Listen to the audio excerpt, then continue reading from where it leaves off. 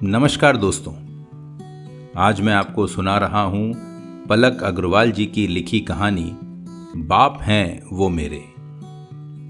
आज सुनिए इस कहानी का दूसरा और अंतिम भाग। इस कहानी में अब तक आपने सुना कि राघव, जो एक मूक बधिर व्यक्ति हैं, बहुत ही सरल और सामान्य जीवन जीते हैं। अपने बुजुर्ग पिता के साथ रहते हैं और साथ ही उनकी पत्नी सुमन देवी और दोनों बच्चे अपने पिता का बहुत सम्मान करते हैं। बड़े बेटे का विवाह हो चुका है और उनका छोटा बेटा पढ़ लिख कर एक इंजीनियर बन गया है। अब छोटे बेटे के विवाह के लिए वह लड़की देखने जाते हैं। इत्तेफाक से वह लड़की भी मूक बधिर निकलती है। अब आगे। लड़की से उसका नाम पूछा गया। लड़की कुछ बोल नहीं पाई।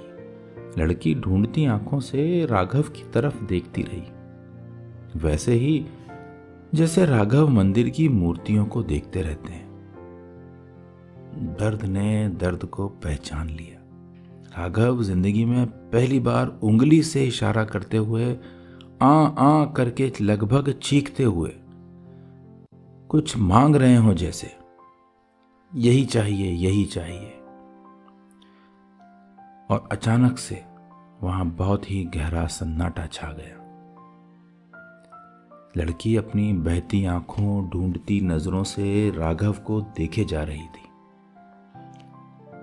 राघव उम्मीद लगाए कभी मंटू तो कभी हेमू की तरफ बड़े ही अशक्त और लालसा भरी नजरों से टकटकी लगाए देख रहे थे।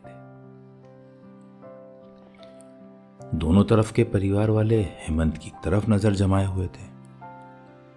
हेमंत अचानक खड़ा होकर राघव के पास आ गया। ये देख लड़की वालों के चेहरे पर निराशा के भाव आ गए। हेमंत ने अपने पिता राघव का हाथ अपने हाथ में लेकर कहा, मैं क्या, मेरी औकात क्या। बापू की मांग भगवान इंद्र भी ठुकराए तो मैं उनसे भी लड़ जाऊं। वो बाप है मेरे। मुझे पसंद है लड़की पूरे दिल से। बस एक बार लड़की से पूछ लो। लड़की से इशारों में पूछा गया तो वो उठकर आगे बढ़ी और राघव के पैर पकड़ लिए। राघव ने अपने दोनों हाथ उसके सर पर रख दिए। सुमन देवी ने भावातर एक अपने हेमू को गले लगा लिया और भाभी ने लड़की को अपने आंचल में समेट लिया। राघव की आंखों में एक अजीब सा गर्व परिलक्षित होने लगा। बदहवास सन्नाटों को एक हर्ष की किलकारी ने चीर कर रख दिया। सब के सब अति उत्साहित थे। लड़की की ढूंढती हुई आंखों में संतुष्टि का भाव था। खोज पूरी हुई, आंखों से धार तेज हो गई। बात दहेज की चली। लड़की के दोनों भाइयों ने मंटू सिंह के सामने हाथ जोड़ लिए। देखिए, आप कुछ मत मांगिए। पिताजी बहुत दौलत छोड़ कर गए हैं। हम आपको आपकी उम्मीद से चौगुना देंगे।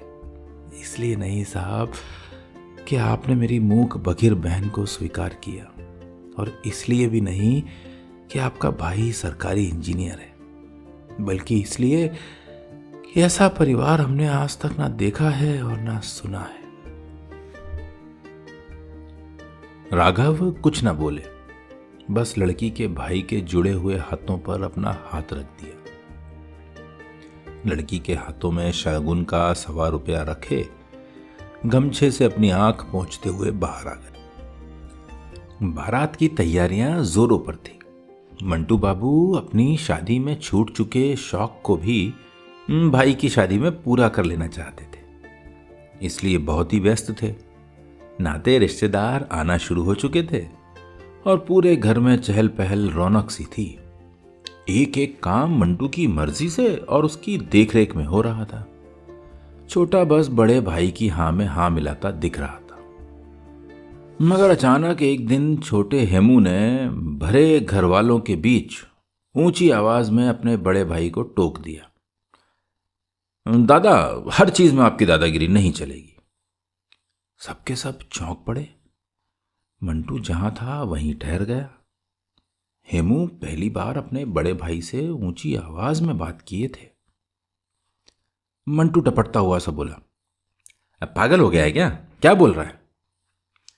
भाई की डांट से अंदर ही अंदर कांप गया था हेमंत, मगर फिर से हिम्मत जुटाकर बोला, अब पागल नहीं हूं दादा, हमारा ब्याह है, हमारी भी कुछ इच्छाएं हैं। क्या चाहता है तू? दादा, दुल्हन के लिए जो भी गहने बनवा रहे हो भले ही कम बनवाओ, मगर हर गहने के 2 सेट बनवाए जाएं। हेमंत अपनी भाभी के सूने गले की तरफ देखता हुआ बोला। सुमन देवी बेटे की बात सुनकर गर्व से भर गई। भाभी भावुक हो गई। मंटू भुनभुनाता हुआ सर को झटकता हुआ वहां से चला गया। है बकलोल कहीं का।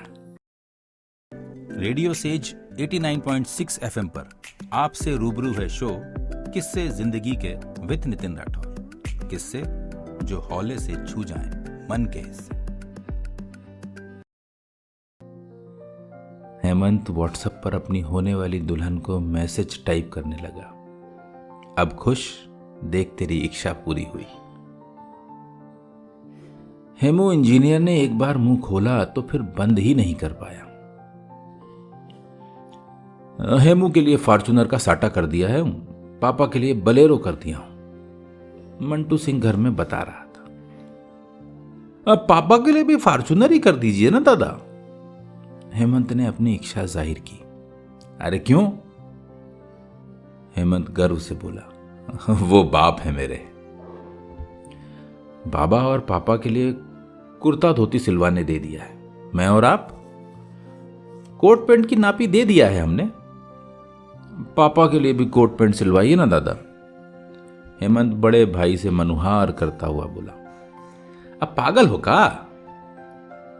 इंजीनियर गर्व से बोला, वो बाप है मेरे। सुमन देवी माथा पीट ली।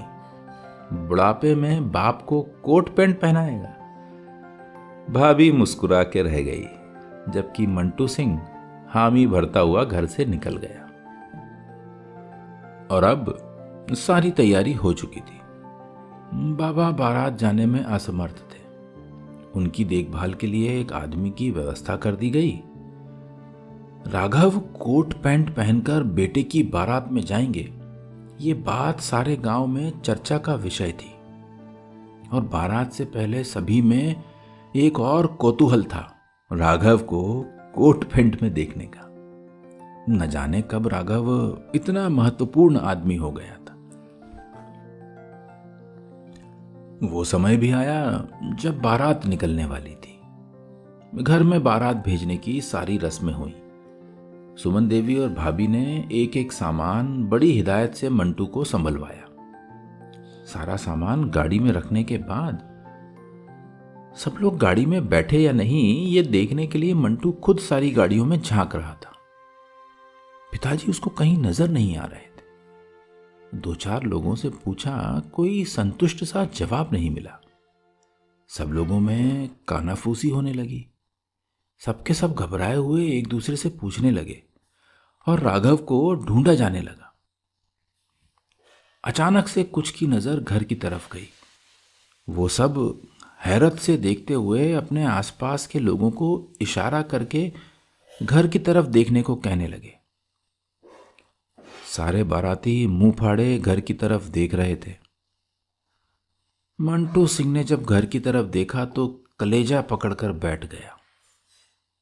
घर से राघव निकले। अपने कंधे पर अपने बूढ़े बाप का हाथ रखे उन्हें संभाले, डगमगाते हुए से गाड़ी की तरफ बढ़ रहे थे।